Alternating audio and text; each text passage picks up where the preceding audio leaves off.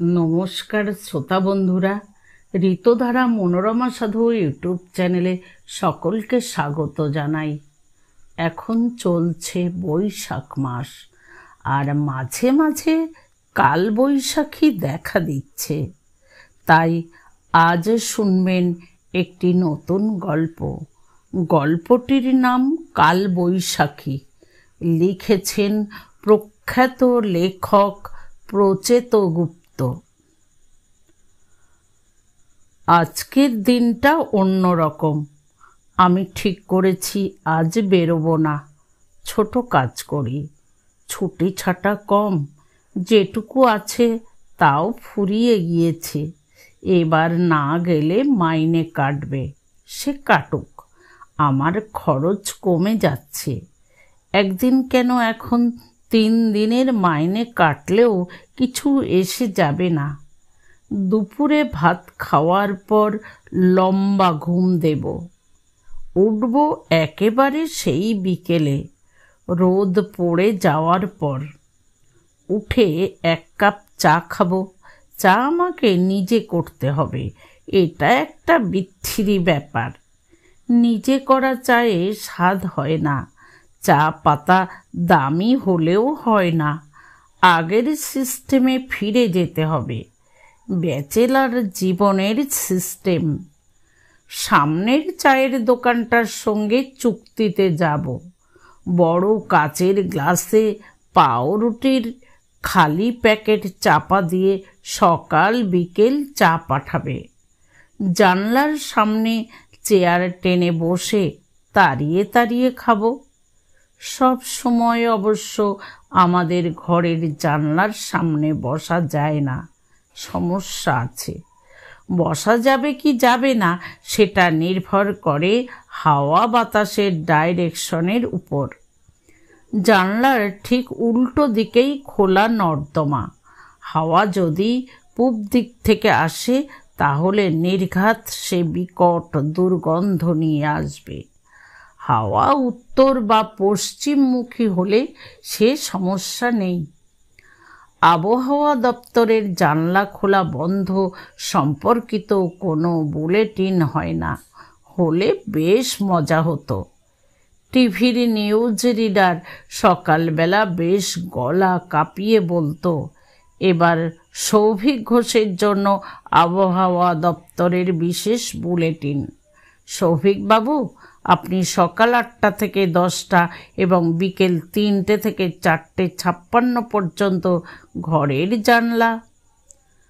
আমি অনেক পরীক্ষা নিরীক্ষা করে দেখেছি, দুপুরবেলা ঘর অন্ধকার করে ঘুমানোর মতো আরাম খুব কম জিনিসেই আছে। হট ফেভারিটের মতো এই আরাম আমার কাছে কোল্ড ফেভারিট। গরমকালে জানলায় পর্দা টেনে ঘর অন্ধকার করে ফেলি, তারপর ফ্যান চালিয়ে ঘর ঠান্ডা করে ঘুম মারি। এই কারণে কোল্ড ফেভারিট। আমার স্ত্রী পায়েল এই জিনিস একেবারেই সহ্য করতে পারে না, পারবার কথাও নয়। কাজকর্মে না বেরিয়ে একটা সুস্থ সবল লোক যদি দিনের বেলা ঘরে শুয়ে ঘুমোয়, কোনো স্ত্রী সহ্য করবে না। এই যে আমার এত ছুটি খরচ হয়ে গিয়েছে, সে এই বে টাইমে ঘুম বিলাসের জন্য। প্রথম থেকেই পায়েলের ঘোর আপত্তি, যদিও ঘটনা সেরকম হওয়ার কথা ছিল না। বিয়ের প্রথম মেয়েরা স্বামীকে সব সময় কাছে পেতে চায়। অসময়ের আদর সোহাগের নাকি স্বাদই আলাদা, রুটিনের বাইরের ব্যাপার। পরীক্ষার ভাষায় যাকে বলি আনসিন। স্বামী ভদ্রলোক যখন সেজে গুজে ফিটফাট হয়ে অফিসে বেরোয়, তখন নতুন বউ নাক মুখ কুঁচকে বলে, আজ না গেলে হয় না? দেখো না, একটা ফোন করে দাও না। সেই সময় বেচারি স্বামীর জুতো মোজা খুলে সুরসুর করে ঘরে ঢুকে পড়া ছাড়া অন্য উপায় থাকে না। মিনমিনে কেরানি থেকে বাঘা বাঘা অফিসার নতুন বউয়ের কোচকানো নাক এবং মুখে কুপোকাত হবেই। পায়েলের ঘটনা সেরকম নয়। সে কড়া ধাঁচের মেয়ে, শরীরের প্রতি তার অতিরিক্ত যত্ন। যখন তখন ঝাপাঝাপি লাফালাফি সে মোটে পছন্দ করে না। তার সব কিছু হিসাব করা। আমিও তাকে এই বিষয়ে কখনো জোর জবরদস্তি করিনি। ইচ্ছে যে হয়নি এমন নয়, তবে সাহস হয়নি। প্রথম দিন আমাকে বাড়িতে দেখে ভুরু কুঁচকে পায়েল জিজ্ঞেস করল, কি হলো, শরীর খারাপ, কাজে যাবে না? আমি আহ্লাদি গলায় বলি, আজ আর কাজে যেতে ইচ্ছে করছে না পায়েল। কতদিন দুপুরে রাইস স্লিপ দিই না।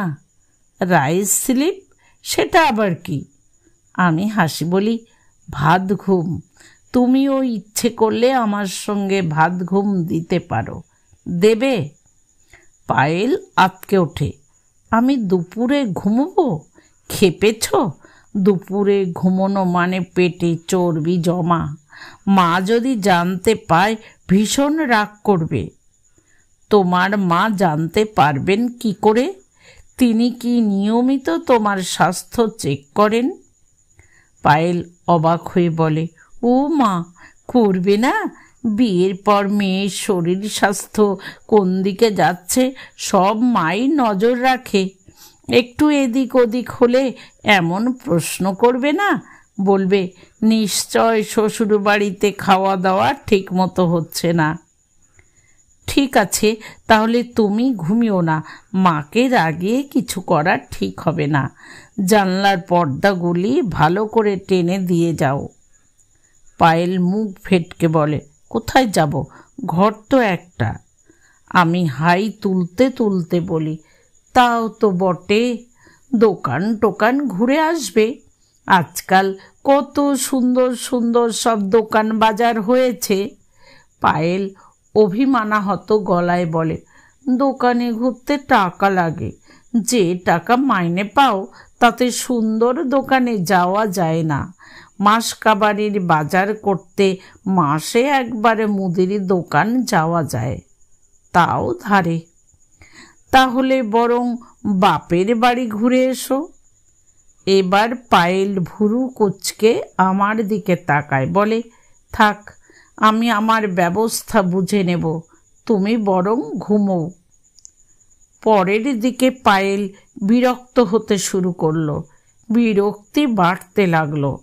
দাঁত মুখ খিচিয়ে বলতে শুরু করলো, যে বেটা ছেলে দুপুরে বাড়িতে শুয়ে ভোস ভোস করে ঘুমোয় তার কিচ্ছু হয় না। পায়েল খুব সুন্দরী, একটু সুন্দরী নয়, বেশিক্ষণ তাকিয়ে থাকলে মাথা ধরে যাওয়া ধরনের বাড়াবাড়ি রকমের সুন্দরী। তার উপর আবার রেগে গেলে তার সৌন্দর্য দুদ্দার করে বাড়তে থাকে। এত বাড়ে যে তখন আর রূপ দেখার জন্য তার দিকে তাকাতে হয় না। এত সুন্দর বলেই আমি হুট বলতে পায়েলকে বিয়ে করেছিলাম। কোনো প্ল্যান ছিল না, বরং উল্টোটাই ছিল।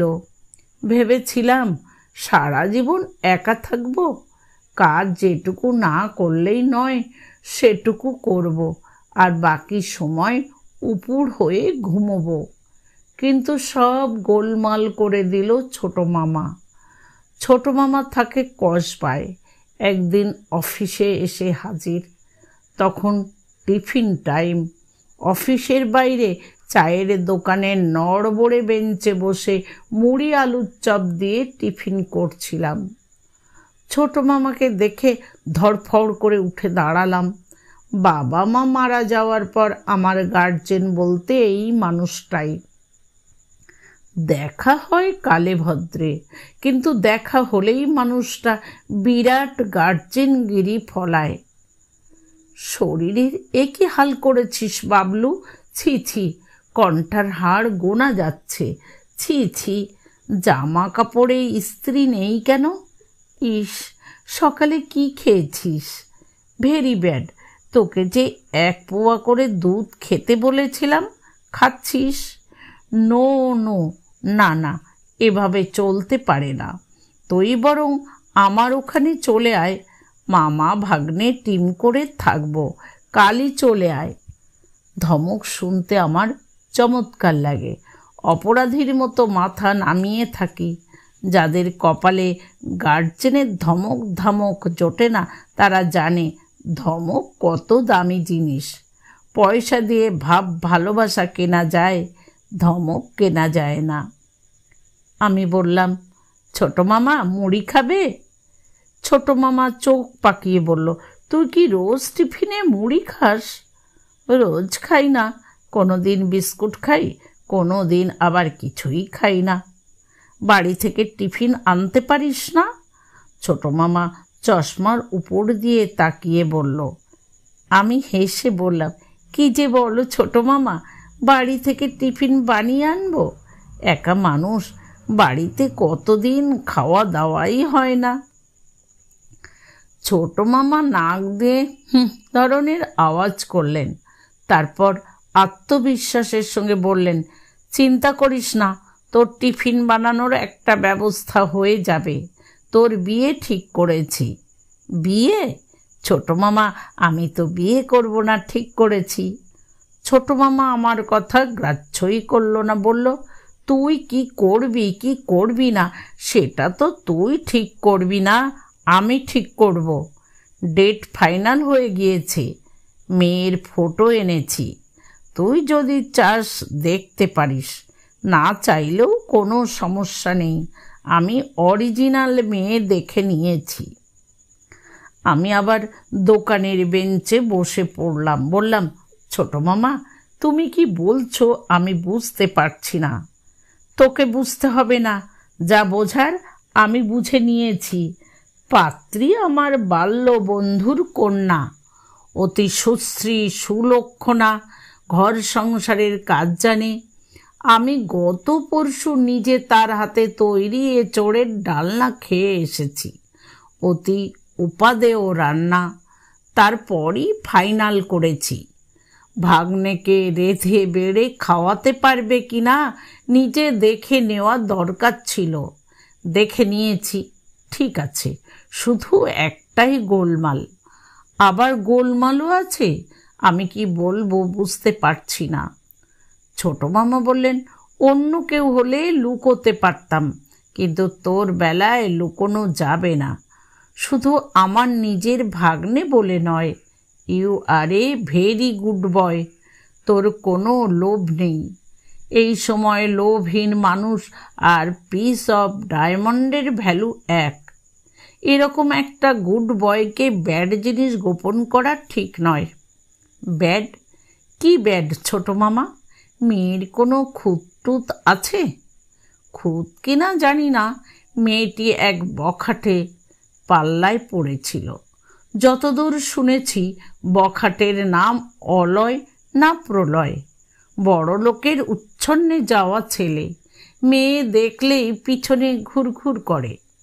তবে সে অধ্যায় সব চুকে বুকে গিয়েছে।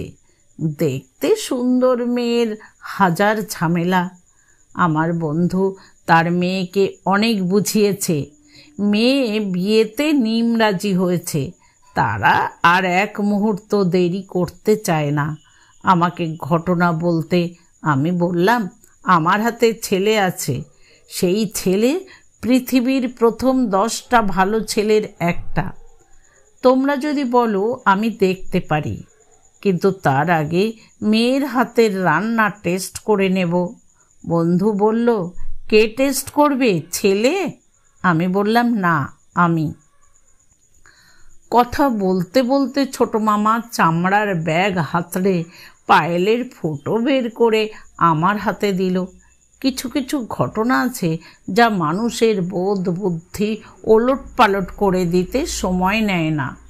পায়েলের ফটো আমার তাই করল, মাথা ঘুরিয়ে দিল, বুদ্ধিভ্রংশ হলো। এমন সুন্দর একটা মেয়ে আমার স্ত্রী হবে? ছোট মামা আর কিছু বলার আগেই আমি নির্লজ্জের মতো প্রশ্ন করলাম, ডেট কবে ঠিক করেছ? আমার হাতে তো পয়সা কড়ি নেই, বিয়ের খরচ খরচা বলে কথা। ছোট মামা নাক টেনে বলল, পয়সা কড়ি লাগবে না, এখন বিয়েতে ঘটা করার দরকার নেই। ওই অলয় না প্রলয় যেন জানতে না পায়। বখাটে ছেলেরা সব কিছু করতে পারে। কাগজে দেখিস না অ্যাসিড ট্যাসিড ছুঁড়ে মারে। রিস্ক নেব না, এখন নমো নমো করে বউকে নিয়ে ঘরে ঢুকে যা। ঘর তো ভালো না, ছোট মামা ধমক দিয়ে বলল, তুই তো ভালো। সেই পায়েল আমার ঘুমের বহর দেখে যখন ঘোষণা করলো কিচ্ছু হবে না, তখন আমি বললাম, কিছু হবে না কেন বলছো? হয়েছে তো, আমার এমন সুন্দর বউ হয়েছে। পায়েল ঠোঁট বেঁকিয়ে বলে, সুন্দর বউ ধরে রাখবার মুরদ আছে তো, দেখো ফসকে না যায়। আমি না তাকিয়েই বুঝতে পারি রাগে পায়েলের গাল লাল হয়ে গিয়েছে, তাকে আরও চমৎকার লাগছে। মনে মনে স্ত্রীর রূপের জন্য আমার গর্ব হতে থাকে। আমি চোখ বন্ধ করে ঘুমে ডুবে যেতে চেষ্টা করি। পায়েল গজগজ করে। ভুল লোকের সঙ্গে বিয়ে দিয়ে বাবা মা মেয়েকে হাত পা বেঁধে জলে ফেলে, আমায় ফেলেছে কাদায়। এই লোকের সঙ্গে ঘর করাও যা, গলা পর্যন্ত কাদায় ডুবে বসে থাকাও তাই। আমি আধো ঘুম আধো জাগরণে বলি, কাদার মধ্যে ঘুমোতে দারুণ মজা। গরু মোষদের দেখবে কাদা পেলে আর উঠতে চায় না। পায়েল তীক্ষ্ণ গলায় ঝাঁচিয়ে ওঠে, আমার বাবা মায়ের তাই করা উচিত ছিল। তাদের উচিত ছিল আমাকে তোমার মতো অলস অকর্মণ্যের সঙ্গে বিয়ে না দিয়ে গরু মোষের সঙ্গে বিয়ে দেওয়া। কেউ তোমায় খুঁজতে এলে বলতাম, মাপ করবেন, আমার স্বামী এখন কাদায় ঢুকে ঘুমোচ্ছেন আর জাবর কাটছেন, তাকে ডাকতে পারবো না।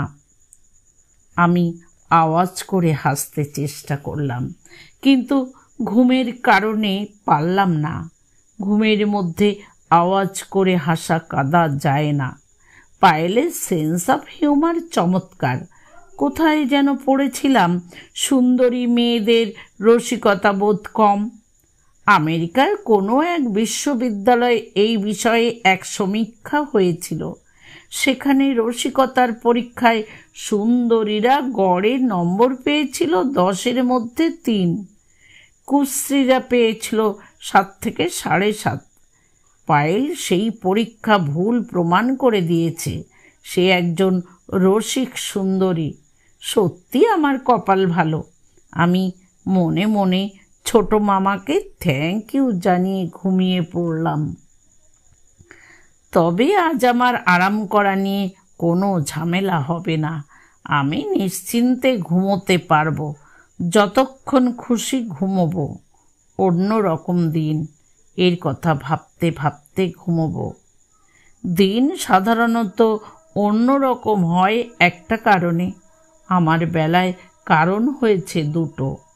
আজ চৈত্র মাসের শেষ দিন, বাংলা বছর শেষ হচ্ছে, কায়দা করে যাকে বলা হয় বর্ষ বিদায়। কাল পয়লা বৈশাখ, নতুন বছর শুরু হবে। কোনো বছর শুরু হচ্ছে জিজ্ঞেস করলে বলতে পারবো না। বাংলা দিন তারিখের হিসাব মাথায় থাকে না, তবে মনের ভিতর একটা ফুর্তি ভাব বোধ করছি। জোরালো কিছু নয়, হালকা ফুর্তি ভাব। 25 বছর বয়সের অলস এক যুবকের ক্ষেত্রে হালকা ভাবই যথেষ্ট।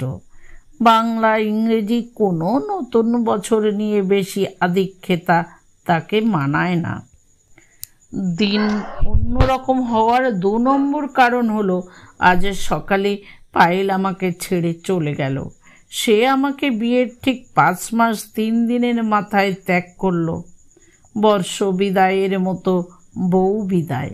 তবে বর্ষ বিদায়ের মজা হলো পরদিন নতুন আর একটা বছর শুরু হয়। বউ বিদায়ের ক্ষেত্রে কি তাই হয়? মনে হয় না। আমার বেলায় তো একেবারেই হবে না। পায়েল ছাড়া কাউকেই আমি স্ত্রী হিসাবে ভাবতে পারবো না। তবে চলে গিয়ে সে ঠিক কাজই করেছে। আমি তাকে সমর্থন করেছি। আমার মতো ঘেষ্টু লোকের সঙ্গে জীবন কাটানোর অর্থ শুধু গলা পর্যন্ত কাদায় ডুবে বসে থাকা নয়, কাদার মধ্যে হাবুডুবু খাওয়া। ঘেষ্টু লোক ব্যাপারটা ঠিক কি আমি জানতাম না। শব্দটা প্রথম শুনি পায়েলের মুখে। ঘেষ্টু মানে কি পায়েল? এটা কি কোনো আদরের কথা? না, এটা গালাগালি। যে লোক ঘেঁষতে ঘেঁষতে চলে তাকে বলে ঘেষ্টু। তুমি সেরকম। ইংরেজিতে বলে অ্যাম্বিশনলেস। বিয়ের মাসখানেক পর থেকে পায়েল দেরি করে বাড়ি ফেরা শুরু করলো। দুপুর থাকতে থাকতে সেজে গুজে বেরোতো।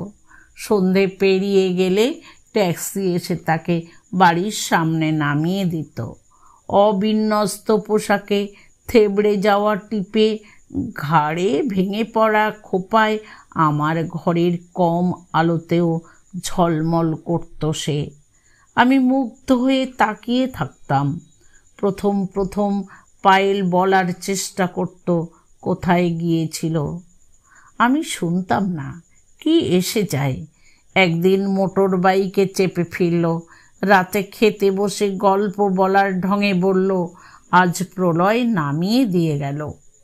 আমি রুটি ছিঁড়ে মুখে তুলে বললাম, কে প্রলয়? পায়েল শান্ত গলায় বলল, আমার বন্ধু। বাইরে ছিল, কয়েকদিন হলো ফিরেছে। আমি বললাম, খুব ভালো, একদিন নেমন্তন্ন করে খাওয়াও। তোমার অন্য বন্ধুদেরও ডাকো, সবাই মিলে হইচই করব। বিয়েতে কিছু করতে পারোনি। পায়েল চকিতে আমার দিকে মুখ তুলে তাকিয়ে বলল, পাগল, এই 1 রুম ভাড়া বাড়িতে প্রলয়কে আনবো? সল্টলেকে তার ফ্ল্যাট কত বড় তোমার আইডিয়া আছে? যদি খেতে হয় তার বাড়িতে খাবো, হইচই করতে হলে তার বাড়িতে করব। তাছাড়া তুমি হইচইয়ের কি বোঝো? তোমার হইচই মানে তো ভিখিরির মতো একটা চাকরি করতে যাওয়া, নইলে বাড়িতে শুয়ে ভোস ভোস করে ঘুমোনো। প্রলয়ের ইয়ারলি টার্ন ওভার কত বলো তো? কত? আমি উৎসাহের সঙ্গে জিজ্ঞেস করি। পায়েলের চোখ মুখ দেখে মনে হলো প্রলয়ের টার্ন ওভারের ব্যাপারে আমার উৎসাহ দেখে ভয়ানক রেগে গেল। বলল, থাক, জেনে লাভ নেই, বুঝবে না। আমি বললাম, তাই ভালো, আমি বুঝব না। এক শনিবার রাতে পায়েল ফোন করে জানালো তার ফিরতে রাত হবে। সে প্রলয়ের ফ্ল্যাটে খাওয়া দাওয়া করছে, হইচই করছে। আমি যেন তার জন্য অপেক্ষা না করি। আমি পায়েল ফেরা পর্যন্ত জেগে বসে রইলাম জানলার পাশে। যত দিন যেতে লাগলো প্রলয়ের ফ্ল্যাটে পায়েলের খাওয়া দাওয়া হইচই বাড়তে লাগলো। আমি খুশি হলাম। সত্যি তো, মেয়েটা সারাক্ষণ এই খুপড়িতে বসে কি করবে? আমি বাড়িতে ঘুমিয়ে আনন্দ পাই বলে সেও পাবে, এমন ভাবার কোনো কারণ নেই। সে যাতে আনন্দ পায় সেটাই তার করা উচিত। এক রাতে তাকে আমি আদর করছিলাম। সে আমার বুকের কাছে সরে এসে ফিস ফিস করে বলল, এই। আমি গাঢ় গলায় বললাম, কি? পায়েল ফিস ফিস করে বলল, আমি যে প্রলয়ের ওখানে যাই, তোমার রাগ হয় না? আমার চোখ কপালে উঠে যাওয়ার জোগাড়। বললাম, রাগ কেন? রাগ হবে কেন? আমার আনন্দ হয়। পায়েল ছিটকে সরে গিয়ে বলল, আনন্দ হয়? পুরনো বয়ফ্রেন্ডের বাড়িতে গিয়ে হুল্লোড় করি বলে তোমার আনন্দ হয়? আমি হেসে তাকে জড়াতে যাই। পায়েল হাত সরিয়ে দেয়। আমি বলি, তোমাকে খুশি দেখলেই আমার ভালো লাগে। পায়েল অন্ধকার হাতড়ে তার নাইটি খোঁজে, বলে, তুমি কি উন্মাদ? বাহ, তোমার আনন্দ হলে আমার আনন্দ হবে না? রবীন্দ্রনাথ লিখেছেন, তাই তোমার আনন্দ আমার পর। এমনি এমনি লিখেছেন? বিছানা থেকে নেমে নাইটি পরল পায়েল, দাঁত কিড়মিড় করে বলল, এ তো দেখছি এমনি উন্মাদ নয়, বদ্ধ উন্মাদ। এতদিন শুধু বিরক্তি প্রকাশ করেছিল, কিছুদিন হলো পায়েল বলতে শুরু করেছিল, অসম্ভব, আমি তোমার সঙ্গে থাকবো না, কিছুতেই থাকবো না, এইভাবে আমি আমার জীবন নষ্ট করে ফেলতে পারি না। আমি বললাম, ঠিকই, জীবন নষ্ট করা উচিত নয়। পায়েল বলল, আমি অন্য রকম ভেবেছিলাম। আমি বললাম, কীরকম ভেবেছিলে? তোমার ছোট মামা বাবাকে বলেছিল তুমি নাকি পৃথিবীর 10টা ভালো ছেলের একজন। তখন ভেবেছিলাম বিল গেটসের খুড়তুতো ভাই। এখন দেখছি কথাটা আধখানা সত্য। তুমি সত্যি পৃথিবীর 10 জন ভালোর একজন, তবে সেই 10 জন মানুষ নয়, সেই 10 জন ভালো গাধা। কাউকে গাধা বললে তার অপমান হওয়ার কথা আমার একেবারেই হলো না। পায়েলের কোনো কথা বা আচরণে আমি অপমানিত হওয়ার কথা ভাবতেই পারি না। আমি মজা করে বলি, গাধা মোটেই অলস না, তারা অনেক মোট বয়। পায়েল কড়া গলায় বলে, থামো, তোমার এই সব গাধা টাইপ ইয়ার্কি ভালো লাগছে না। একমাত্র গাধাদেরই জীবনে কোনো লক্ষ্য থাকে না। তারা নিজের অধিকার কতখানি জানে না, নিজের সুন্দরী স্ত্রীকে কিভাবে বাগে রাখতে হয় জানে না, স্ত্রী অন্য পুরুষের সঙ্গে ঘুরে বেড়ালে রাগ করে না। আমি হাসতে হাসতে বললাম, গাধার আবার স্ত্রী হয় নাকি? পায়েল অবাক হয়ে বলল, এত গাল দেওয়ার পরও তুমি হাসছ? আশ্চর্য, আসলে এটাও ভেতা মারা পুরুষদের এক ধরনের গা বাঁচানোর টেকনিক। রাখতে পারে না বলে হাসি ঠাট্টা দিয়ে ম্যানেজ করতে চায়। যাক, তোমাকে আর জ্ঞান দিয়ে লাভ হবে না। তোমার সঙ্গে যে এই 5 মাস সময় কাটালাম, এটাই যথেষ্ট। এই ভয়ঙ্কর 5 মাস ভুলতে আমার 5 বছরের সময় লাগবে। আমার তার থেকেও বেশি সময় লাগবে, কারণ আমি তোমাকে খুবই ভালোবেসে ফেলেছি পায়েল। পায়েল মিনিট খানেক চুপ করে থাকে। মনে হলো তার টানা টানা তুলিতে আঁকা চোখ দুটো ভিজে উঠল। সম্ভবত আমার কথা শুনে রাগে অপমানে চোখে জল এসে গেল। রাগে অপমানে চোখে জল আসা মেয়েদের ক্ষেত্রে নতুন কিছু নয়। আমার কি কথাটা বলা ঠিক হলো না? ইস, না বললেই হতো, খামোকা সহজ সরল মেয়েটাকে দুঃখ দিলাম। মুহূর্তখানেকের মধ্যে নিজেকে সামলে নিয়ে পায়েল বলল, চুপ করো, একদম চুপ করো। এই ধরনের ন্যাকা কথা শুনলে আমার গা জ্বলে যায়। তুমি চলে গেলে আর গা জ্বলবে না, কারণ আমার ন্যাকা স্মার্ট কোনো কথাই আর তোমাকে শুনতে হবে না। পায়েল আবার খানিকক্ষণ চুপ করে রইল। তারপর ফোঁস করে নিঃশ্বাস ফেলে বলে, তুমি কি আমাকে সত্যি সত্যি চলে যেতে বলছো? আমি বলছি না, তুমি প্রস্তাব দিয়েছ, আমি সমর্থন করছি। তোমার যাতে ভালো লাগে তাতেই আমার সমর্থন আছে। বুঝেছি বলে পায়েল আমার সামনে থেকে সরে গেল। আজ সকাল থেকেই পায়েল মন দিয়ে সুটকেস গুছিয়েছে। তার 2টো সুটকেস, একটা ছোট, একটা ঢাউস। যে শান্ত ভঙ্গিতে সে গোছগাছ করেছে, তাতে কে বলবে সে স্বামীকে ছেড়ে চলে যাচ্ছে?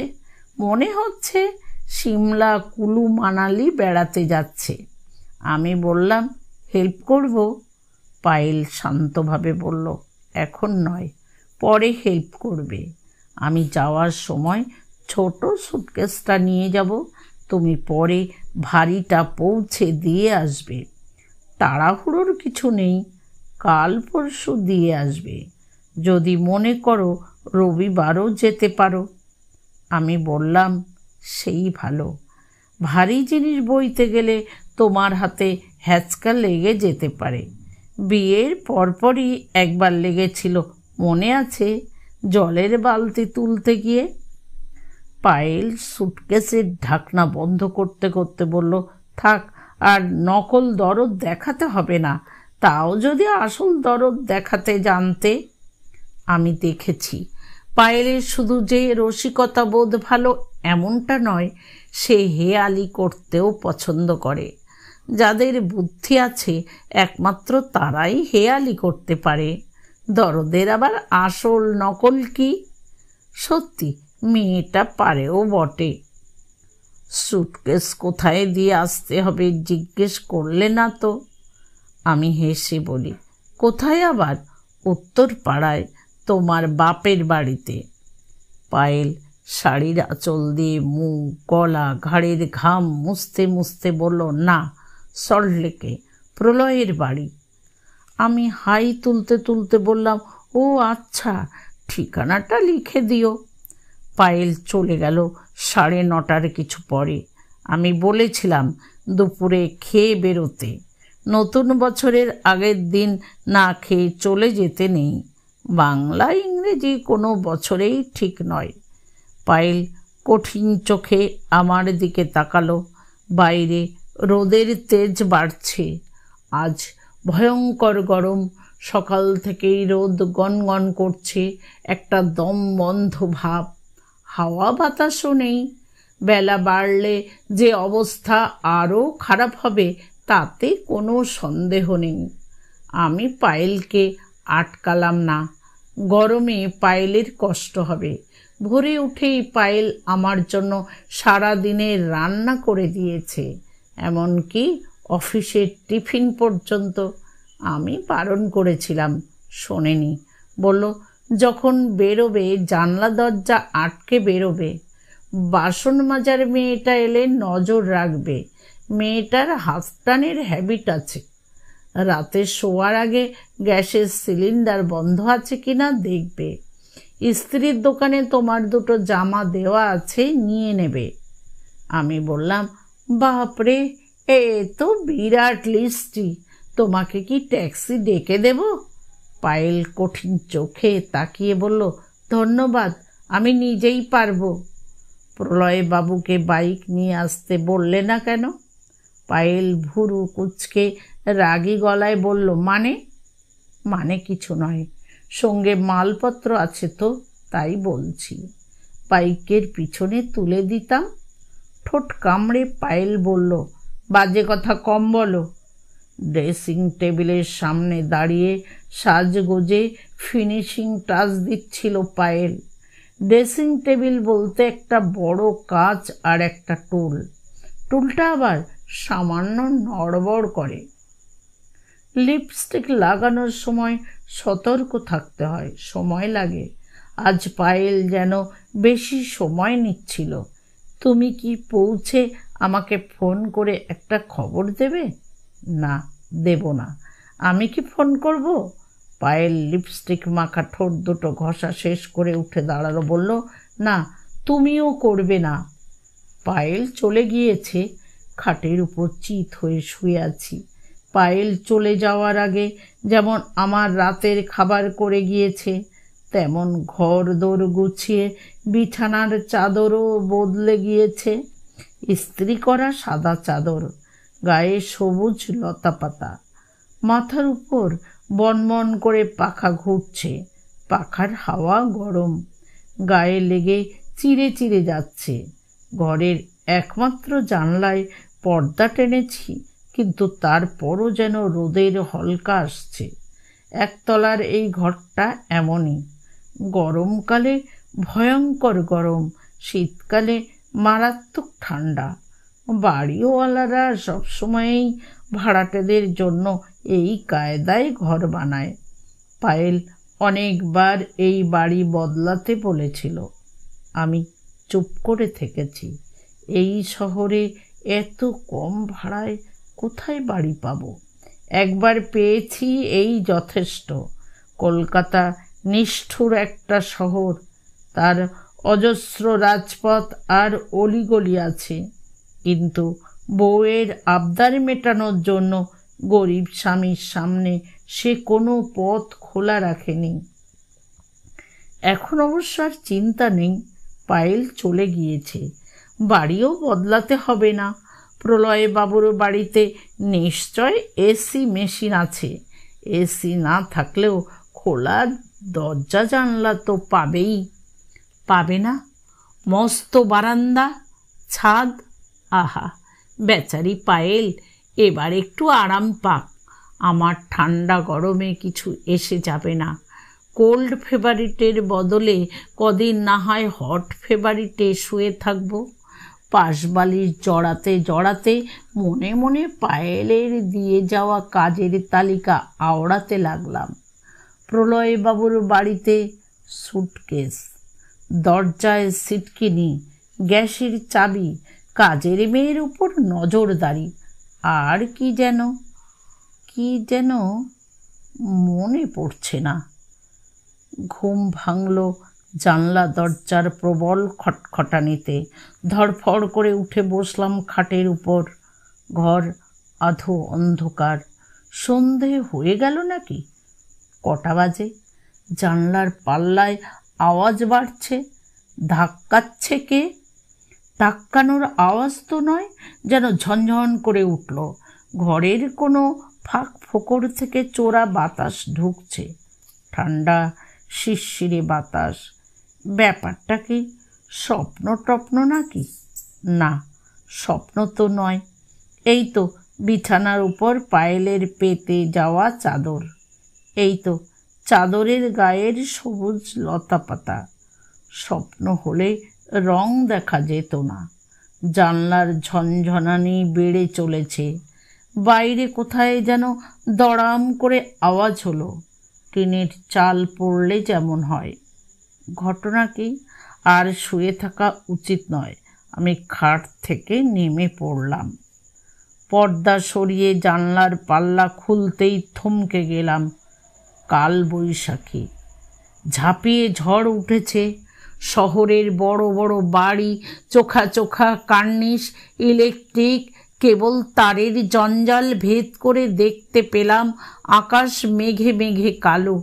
মেঘ ছুটছে দিক বিদিক, জ্ঞান হারিয়ে, যেন মাথা খারাপ হয়ে গেছে। আমি কিছু বোঝার আগেই ওইটুকু জানলা দিয়ে হুড়মুড় করে খানিকটা দমকা হওয়া ঢুকে পড়ল ঘরে। ঢুকলো আমাকে ধাক্কা মেরে, সঙ্গে ধুলোবালি। অন্য সব ধুলোবালিতে নোংরা লাগে, একমাত্র কালবৈশাখী ঝড়ের ধুলোবালি গায়ে মাখতে ভালো লাগে। ধুলোর সঙ্গে গাছের কয়েকটা পাতাও রয়েছে যে। আশ্চর্য, ইট বালির শহরে গাছের পাতা এলো কোথা থেকে? ঠান্ডা হাওয়া ঝাপটা মেরে লণ্ডভণ্ড করে দিল আমার ঘরের সাজগোজ। কালবৈশাখী প্রথম দেখছি না, তবু কেন জানি যতবার দেখি মন ভালো হয়ে যায়। ভিতরের যাবতীয় গ্লানি ব্যর্থতা কোথায় যে পালায় কে জানে। হয়তো ঝড় উড়িয়ে নিয়ে যায়, আজও নিয়েছে। নিজেকে মনে হচ্ছে রাজার মতো, মনে হচ্ছে প্রকৃতির এই সাজ আমার জন্য, শুধু আমার জন্য। কোমরে দুহাত দিয়ে মাথা উঁচু করে দাঁড়াই আমার ছোট্ট জানলার সামনে, যেন রাজপ্রাসাদের মাথায় উঠেছি, ঝড়ের অভিবাদন গ্রহণ করছি। ইস, পায়েল যদি আর একটা দিন অপেক্ষা করত, আমার এই দাপট দেখতে পেত না। এটা ঠিক হয়নি, ওকে ছাড়াটা আমার অন্যায় হয়েছে। আকাশের যা অবস্থা, ঝড় মনে হয় আরও অনেকক্ষণ চলবে, তারপর হইচই করে বৃষ্টি নামবে, শিল পড়বে কি? আর দেরি করা ঠিক হবে না, এখনই পায়েলকে নিয়ে আসতে হবে। সে রাজি না হলেও নিয়ে আসতে হবে, জোর করতে হবে, হাত চেপে ধরতে হবে। নিজের বউয়ের হাত চেপে ধরার মধ্যে তো অন্যায় কিছু নেই।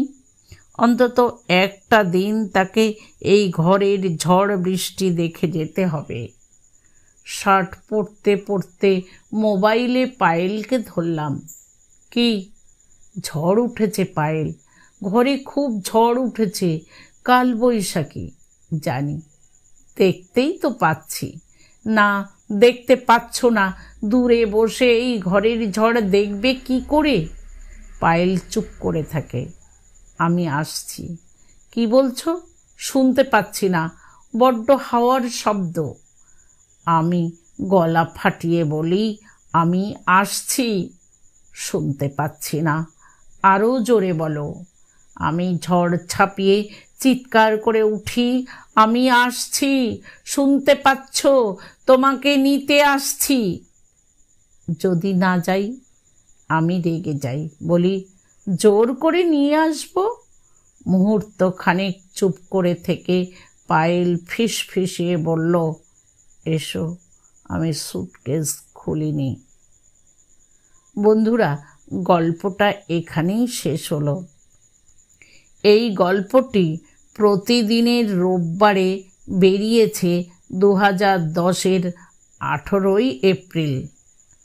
গল্পটি যদি শুনে আপনাদের ভালো লেগে থাকে তাহলে লাইক, কমেন্ট ও শেয়ার করতে ভুলবেন না। আর হ্যাঁ, যদি এই চ্যানেলে প্রথম গল্প শোনেন তাহলে এই চ্যানেলটি সাবস্ক্রাইব করে সাথে থাকবেন। ধন্যবাদ।